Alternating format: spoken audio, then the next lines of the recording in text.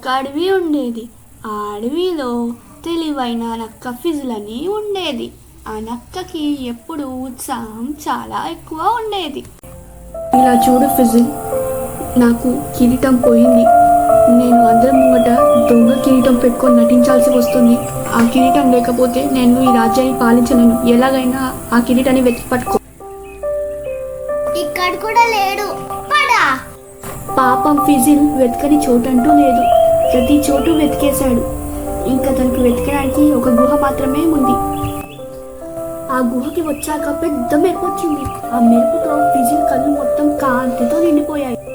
అలా అనుసరిస్తూ వెళ్ళాక వాళ్ళకి ఒక కాంతివంతమైన పెద్ద కిరీటం కనిపించింది. అక్కడికి వెళ్ళి చూడంగానే ఆ కిరీటం ఎంతో కాంతివంతంగా కనిపించింది. అమ్మయ్య, కిరీటం కనిపించింది. ఇంకా పోయి రాజుకి ఇచ్చేస్తా. తనకి ఆ గుహలో రాకూన్ అనే నక్క కనిపించింది. తను ఏమనిందంటే, ఈ కిరీటాన్ని అమ్మితే బోల్డెని డబ్బులు వస్తాయి, నువ్వు కూడా వెళ్ళి అమ్మేసుకో. లేడు, నేను రాజుకి మాట ఇచ్చా. లేడు, నేను అట్లా చేయలేను, నేను ఇంకా వెళ్తాను. అలా సాధించుకొని వచ్చిన కిరీటం తను ఎంతో చూసుకొని మురిసిపోతుంది. తను ఏమనుకుంటుందంటే, ఇది రాజుకి ఇస్తే తను నాకేదో బహుమతి ఇస్తాడని.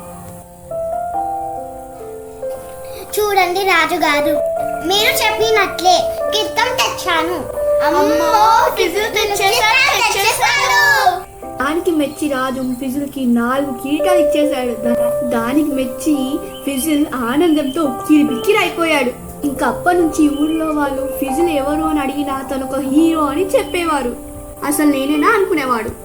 మీరు కూడా నాలాగా ఎప్పుడు నిజాయితీగా ఉండండి. అందువల్ల మనము నిజమైన హీరోలా నిలుస్తాం.